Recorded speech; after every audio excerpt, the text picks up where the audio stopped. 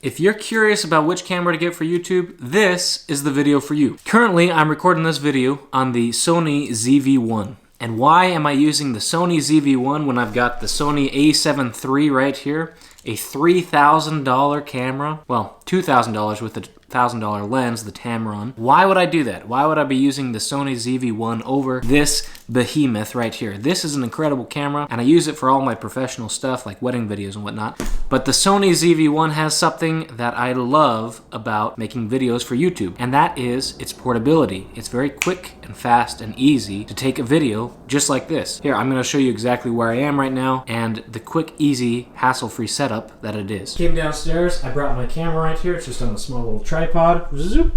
Opened up the blinds, and then I popped my tripod, mini table tripod right here. That is the single thing I had to do to set up this video. I have my Zoom H1N recorder right here, and that's all I need is the Sony ZV-1 and this, and it's an incredible video. It's good quality. My voice doesn't sound great, but at least it's clear, and the audio is clear. My voice right now, I'm a little bit sick making this video, but you know, it happens. The reason I'm making this video is for you, the aspiring person, to get into YouTube, or if you want to up your YouTube game and you're wondering how you can better improve the quality of your videos, this is it. This is all you need. You need a Sony ZV-1. I found that's the best camera. There's obviously others you can get, like the Canon M50. But what I love about the Sony ZV-1 is the truly quick, easy portability of it, and as you can see, the camera quality is extremely good, in my opinion. Now, other people can disagree, and they like to be able to have detachable lenses, which you can get with the M50 or with the Sony a7 III. And of course, there's no doubt that the Sony a7 III has a better picture quality. At the same time, it costs a lot more, and the other thing for me is the portability. It's a heavy camera and lens setup, and so I don't want to take it around all the time. It's a very cumbersome. But this setup right here, I can switch up the scene in a matter of an instant because of how light and portable and easy it is. So here we are, changed up the scene right here, and it took literally 2 seconds. It's the beauty of this YouTube setup. If you're someone who is looking for a great quality video and easy portability, this is it. The only thing about the ZV-1 that I don't like is the stabilization is not that good.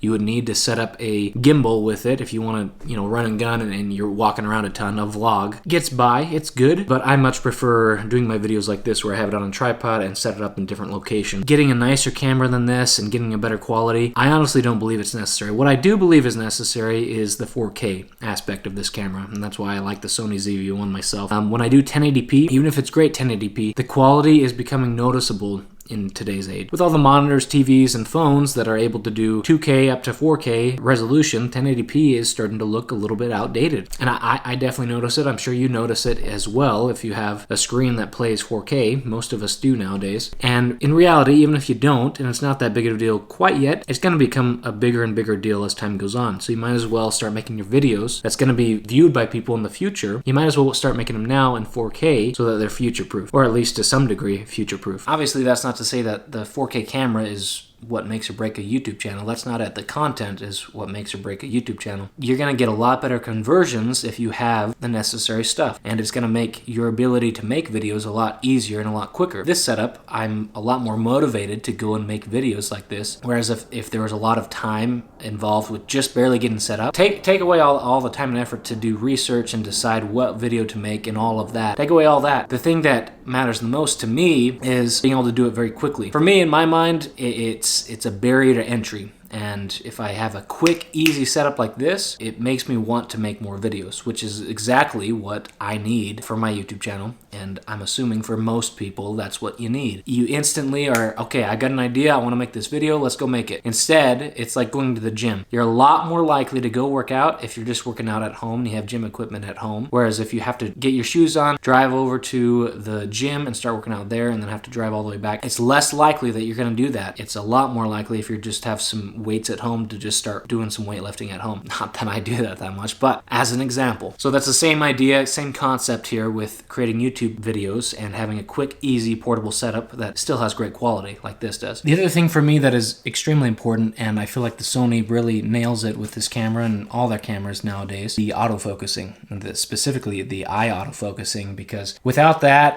it is a pain. It looks good, videos look better without having autofocus on and just manually setting the focus. The problem is if you can't rely on the camera's autofocus system, then it becomes a big hassle to change the focus of the video. You end up not being able to create as quick of a video as you're wanting, and that's the whole point of this nice and quick, easy setup. That's my personal preference and why I've really been enjoying the Sony ZV-1. I feel like it's a great camera. It has all the things and bells and whistles that I want in a fairly decently priced camera, and I'm not saying it's cheap. For what it does and the quality of it and the compactness of it, I think it is a bargain, especially when you compare it to other cameras out there. So the Sony ZV-1, what I'm recording right now, this whole video has been recorded on the Sony ZV-1, does beat out the Sony a7 III for me in portability and being able to make quick videos like this. a7 III for client work, I'm always going to be using this because it has exactly what I need to be able to get very good quality videos. The ZV-1, it's going to take great quality videos, but it's not a professional